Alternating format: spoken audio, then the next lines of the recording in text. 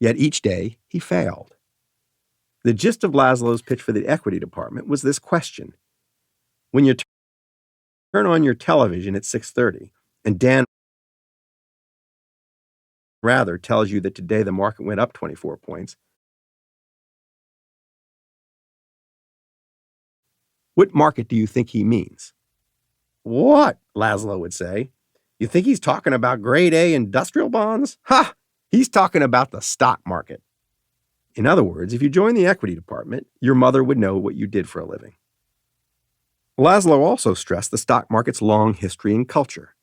Everyone from Will Rogers to John Kenneth Galbraith had held forth on the stock market. In joining equities, we could be part of something far larger than ourselves. I'm not sure we could conceive of anything much larger than ourselves, and even if we had, it would not have been the stock market. As a result, this particular appeal by Laszlo never worked. We were unmoved by history and culture. And anyway, the wise men invariably made the stock market seem an unappealing place to work. Their scribblings were as smarmy as memoirs of a trader, as in the case of this quotation from someone named Walter Gutman. There is nothing like the ticker tape except a woman. Nothing that promises hour after hour, day after day, such sudden developments. Nothing that disappoints so often, or that occasionally fulfills with such unbelievable, passionate magnificence. To which male trainees who recalled only their sexual conquests rolled their eyes into the back of their heads and blushed. Who knows what the female trainees thought? Deep down, however, the stock market people didn't care much for book learning or school or anything except raw experience. Quotes from stock market legend Benjamin Graham were wheeled in to defend their position. In the stock market, the more elaborate and abstruse the mathematics, the more uncertain and speculative the conclusion we draw therefrom. Whenever calculus is brought in or higher algebra, you could take it as a warning signal that the operator was trying to substitute theory for experience. This sounded ridiculous to the 80 MBAs and the 15 PhDs in the training class. What was the point of owning a bazooka if the law made you hunt with a bow and arrow? The equity department seemed desperately backward. It was aware its pitch was badly off-key. So one day it stopped singing and arranged for one of its bright young men to speak to us. He was its shiny new toy. It was his job to dazzle us with his brilliance, blind us with his science. He worked in the newest and hottest area in the department, program trading, which has since been blamed for the October 1987 stock market crash. He lectured on his specialty.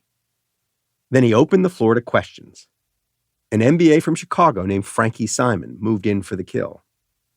When you trade equity options, asked my friend Frankie, do you hedge your gamma and theta or just your delta? And if you don't hedge your gamma and theta, why not? The equity options specialist nodded for about 10 seconds. I'm not sure he even understood the words. We trainees were equally oblivious. It was an obnoxious question, but we felt that any self-respecting options trader should avoid being stumped by a trainee. The options trader lamely tried to laugh himself out of his hole. You know, he said, I don't know the answer. That's probably why I don't have trouble trading. I'll find out and come back tomorrow. I'm not really up on options theory. That, said Frankie, is why you are in equities. That faced him completely. The young would-be stud from equities had no response. He just curled up in a little ball and writhed in pain. How humiliating, faced by a trainee. Eventually, it became uncool even to be seen in the equity department. Imagine our horror, then, when the equity department began a trainee outreach program. Barini insisted on dining with each of us, and all of a sudden we were all candidates for equities in Dallas. People panicked. Many tried to make themselves deeply undesirable. A few were experts in that field. Still, they could run, but they could no longer hide. No one was safe. Rumors spread of a shortlist being created by the equity department, of trainees in whom it was interested. Then we received a crushing piece of news. The equity department was planning a boat trip to become further acquainted with the trainees on its shortlist. Could it be true? It was. 6 trainees had been targeted by Barini, though which 6 my source did not know. That became clear when the invitations arrived. 4 of the 6 went to back row people, so there was some rough justice in the world. One went to Myron Samuels, who could afford to laugh about it because the municipal bond department had already promised to save him. The sixth invitation came to me. I was as helpless as the female victim of an arranged marriage who, upon first seeing the horrible visage of her chosen mate, shrieks in vain. I had only so much say in my future at Salomon Brothers. My influence could be only weak and indirect, using managing directors as my mouthpiece. The way out of this developing snare was to play frigid with the equity department and at the same time encourage a managing director from another department to pursue me. The risk was that I would offend the equity department, which would then try to have me fired. True, it didn't have a great deal of power, but firing me did not require a great deal of power. The boat floated off the southern tip of Manhattan. The men from Equities tried to corner us and rhapsodize about their market. The trainees danced and weaved like boxers. 3 minutes in the front of the boat, then to the back of the boat, then to the engine room. Around and around we went, and the boat seemed to get smaller and smaller. An hour into the cruise, and the boat seemed like a dinghy. Soon, someone would begin to recite Memoirs of a Trader as the sea washed against the side of the Circle Line cruiser. Their mating ritual was brutally straightforward.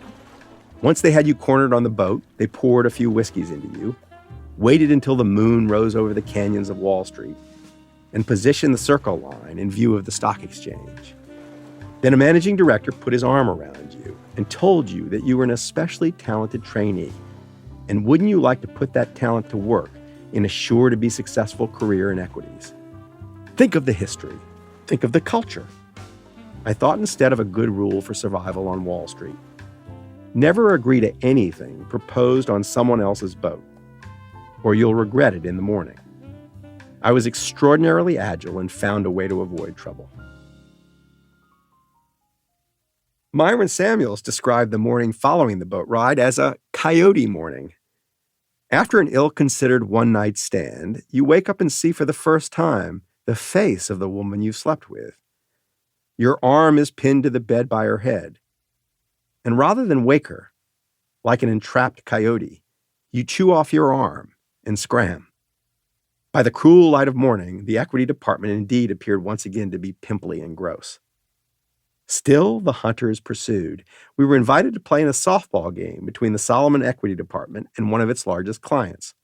The managing director, who the night before had whispered soothing words into my ear, now didn't even remember my name. He was too busy falling all over himself to please his customers to worry about anything else.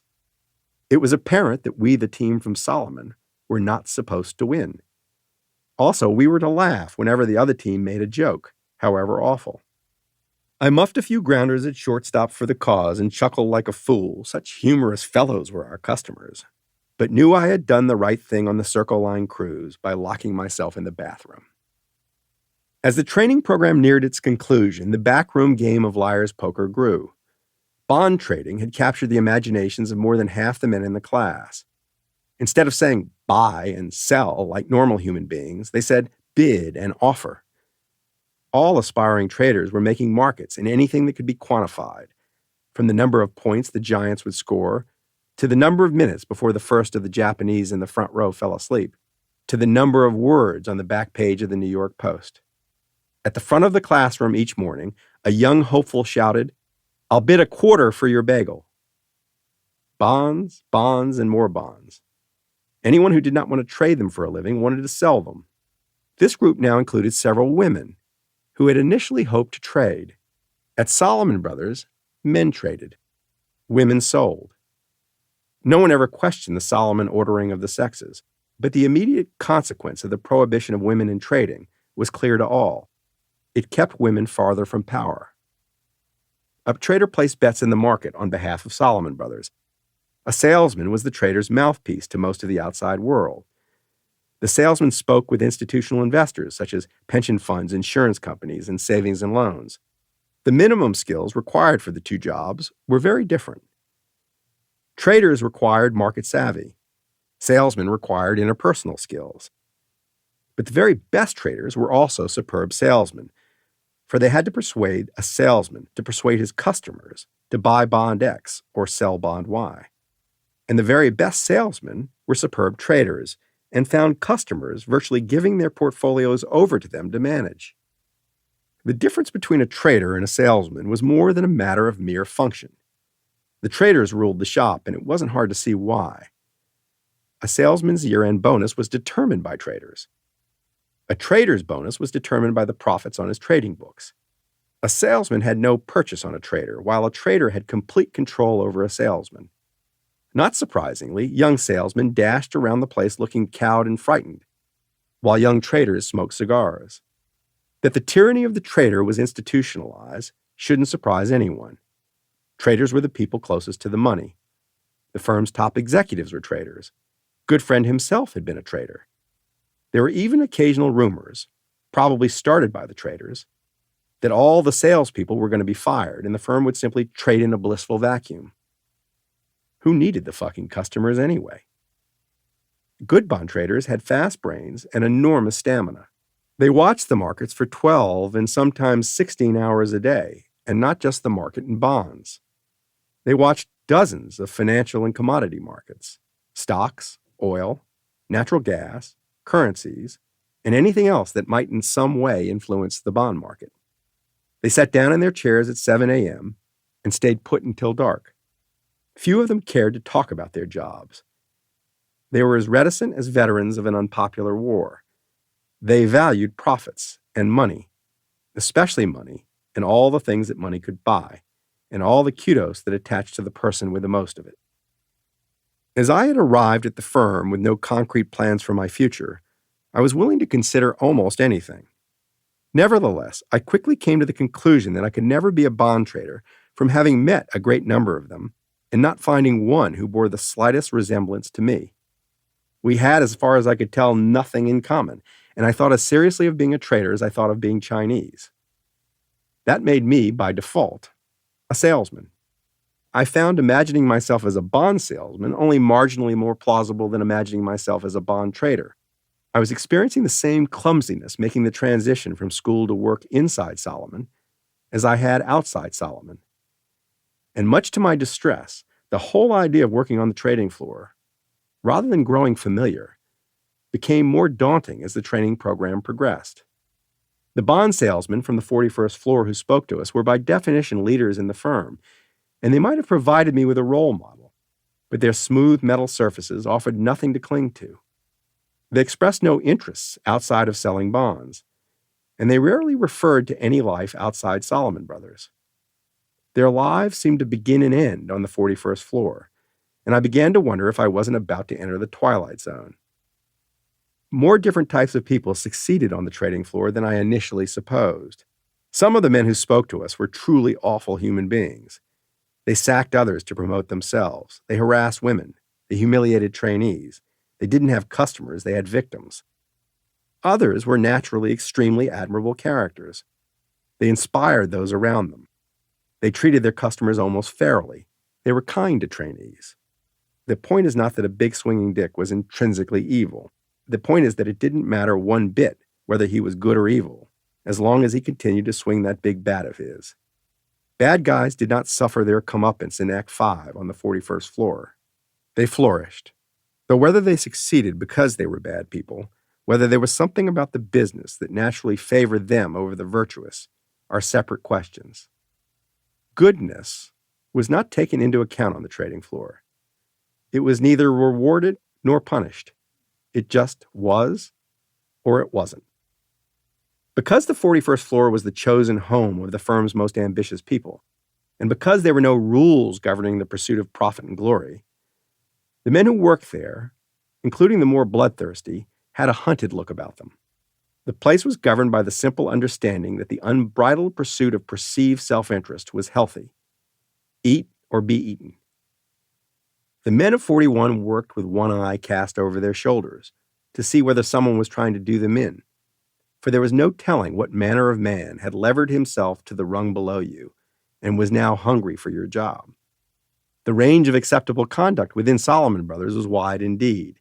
It said something about the ability of the free marketplace to mold people's behavior into a socially acceptable pattern. For this was capitalism at its most raw, and it was self-destructive. As a Salomon Brothers trainee, of course, You didn't worry too much about ethics. You were just trying to stay alive. You felt flattered to be on the same team with the people who kicked everyone's ass all the time. Like a kid mysteriously befriended by the schoolyard bully, you tended to overlook the flaws of bond people in exchange for their protection.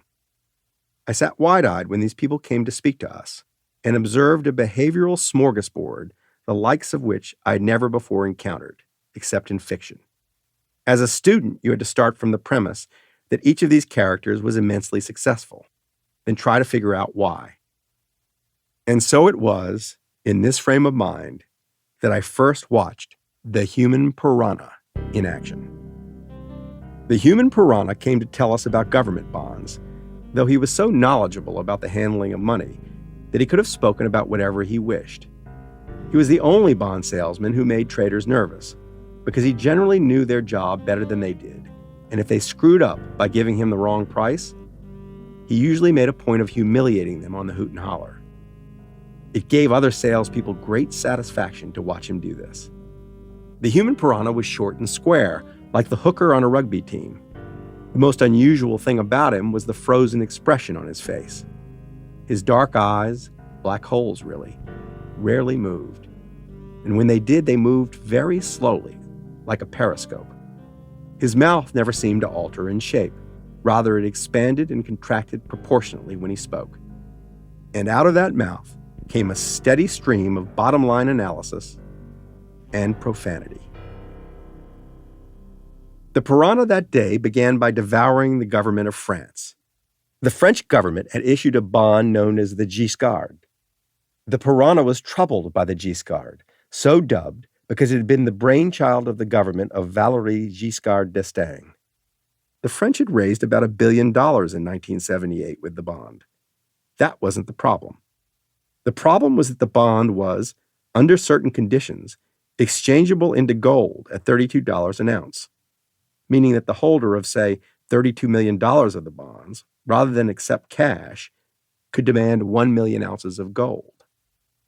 The fucking frogs are getting their faces ripped off, said the Piranha, meaning that the French were losing a lot of money on the bond issue now that the bond had indeed become convertible and the price of gold was $500 an ounce. The stupidity of the fucking frogs disgusted the Piranha. He associated it with their habit of quitting work at 5 p.m. The European work ethic was his bête noire, though he put it differently. He had once derided a group of Solomon's Englishmen and continental Europeans who had complained of being overworked by calling them Eurofaggots. Once he'd finished with France, he whipped out charts to show the way a government bond arbitrage trade worked. As he spoke, the people in the front row grew nervous, and the people in the back row began to giggle. And the people in the front row grew more nervous still, fearing that the people in the back row would cause the Piranha to feed on us all. The Piranha didn't talk like a person. He said things like, if you fucking buy this bond in a fucking trade, you're fucking fucked. And if you don't pay fucking attention to the fucking 2-year, you get your fucking face ripped off. Noun, verb, adjective. Fucker, fuck, fucking. No part of speech was spared. His world was filled with copulating inanimate objects and people getting their faces ripped off. We had never before heard of people getting their faces ripped off. And he said it so often, like a nervous tick, that each time he said it again, the back row giggled. The Human Piranha, a Harvard graduate, thought nothing of it. He was always like this. Dozens of salesmen and traders from each of the 3 bond groups, governments, corporates, and mortgages, passed through our program. I recall only a few. The Human Piranha came from governments and was typical not so much of the department as of the entire fuck-speak movement on the Solomon trading floor. A man from corporates came at verbal expression from a more novel angle. This man took a different, more thoroughly intimidating approach to us. The Human Piranha had rattled the front row people, but to the back row people he was just weird. The man from corporates rattled everyone. He arrived early one morning unannounced, about 9 weeks into the program. His name was, well, let's call him sang-froid for the ice water that coursed through his veins. A mild British accent heightened the chill that shot through the air when he spoke. He was sufficiently tall to see out over the entire classroom, which was 12 seats across and extended back perhaps 15 rows. An aisle of steps ran through the room, front to back. For a minute after he arrived, he said nothing. A minute seems longer when it belongs exclusively to a tall, chilly man in a gray suit staring at 127 wired trainees. Sang-Froid then walked up the aisle. At times like this, the back row inclined to craven panic. You could hear them whispering, "Why is he coming back here? He can't do that. What is he doing?" But he stopped before he reached the back. He picked out someone sitting on the edge of his seat in the middle of the room and asked, "What is your name?" "Ron Rosenberg," said the trainee. "Well, Ron," said Sang-Froid, "what is LIBOR today?" "LIBOR. A dozen back row people whispered to the person next to them, "What the fuck is LIBOR?" LIBOR is an acronym for London Interbank Offered Rate. It's the interest rate in London at which one bank lends to another, and it is available at 8 a.m. London time or 3 a.m. New York time. That gave the trainee 4 whole hours to find out the LIBOR rate before class began at 7 a.m. Along with every other fact in the bond markets, Sang-Froid expected us to have LIBOR on the tips of our tongues. "This morning," said Ron, "LIBOR is 7.25%, which puts it up 25 basis points from yesterday." Amazing. Sang-Froid called on the one person in the class who actually knew the LIBOR rate. At least half the class couldn't have told you what LIBOR meant, much less where it had traded that day. Nevertheless, Sang-Froid took the answer in stride. He did not even congratulate Rosenberg. He resumed his stroll towards the back of the class, and the tension rose with each step. "You," he said to a back row person, "what is your name?" "Bill Lewis," said the trainee. "Bill, where is the TED spread this morning?" The TED spread was the difference between the LIBOR rate and the interest rate on 3-month U.S. Treasury bills. The bill rate became available only a half hour before class started. It didn't matter. Lewis hadn't a clue about anything. With Lewis, ignorance was a matter of principle. He reddened, bit his lip, and looked defiantly at Sang-Froid. "I don't know." "Why not?" shot back Sang-Froid. "I didn't look at it this morning," said Lewis. Contact. This is exactly what Sang-Froid had ventured into the back of the room to find. Ignorance, sloth, lack of commitment to the cause. This was unacceptable, he told us. A Salomon trainee had to be current and competent, as Goodfriend liked to say. No wonder a very poor impression of us was being formed on the trading floor, and so on. Then he left, but before he did, he let us know that he would be stopping in from time to time. Sang-Froid and the human piranha turned out to be 2 of my favorite people on the 41st floor. There was no bullshit about them. They were brutal, but they were also honest and, I think, fair. The problems on 41 were caused by people who were tough but unfair, otherwise known, under the breath of many a trainee, as flaming assholes. You survived the human piranha and Sir Sang-Froid by simply knowing what you were about. How, though, did you survive a traitor who threw a phone at your head every other time you passed his desk? How did a woman cope with a married managing director who tried to seduce her whenever he found her alone? The training program wasn't a survival course, but sometimes a person came through who put the horrors of 41 into perspective. For me, it was a young bond salesman, just a year out of the training program and at work on 41, named Richard O'Grady. When O'Grady entered the classroom, the first thing he did was to have the video that usually recorded events shut off. Then he closed the door. Then he checked for eavesdroppers on the ledges outside the 23rd floor windows. Only then did he sit down. He began by telling us how he'd come to Salomon. He'd been one of the firm's lawyers. The firm's lawyers, when they saw how good the traders had it, often ended up as traders themselves. The firm had actually invited O'Grady to apply. He interviewed on a Friday afternoon. His first meeting was with a managing director named Lee Kimmel. When O'Grady walked into Kimmel's office, Kimmel was reading his resume. He looked up from the resume and said, Amherst Phi Beta Kappa, star athlete, Harvard Law School. You must get laid a lot. O'Grady laughed. What else do you do? What's so funny? Asked Kimmel. The thought that I get laid a lot, said O'Grady. That's not funny, said Kimmel, a viciousness coming into his voice. How much do you get laid? That's none of your business, said O'Grady. Kimmel slammed his fist on the desk. Don't give me that crap. If I want to know, you tell me. Understand? Somehow O'Grady squirmed through this interview and others until at the end of the day, he found himself facing the same man who had given me my job, Leo Corbett. So, Dick, said Corbett, what would you say if I offered you a job? Well, said O'Grady, I'd like to work at Salomon, but I'd also like to go home and think it over for a day or two.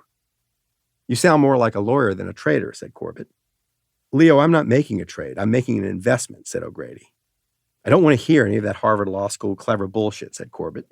I'm beginning to think you'd be a real mistake. I'm going to walk out of here and come back in 10 minutes, and when I come back, I want an answer.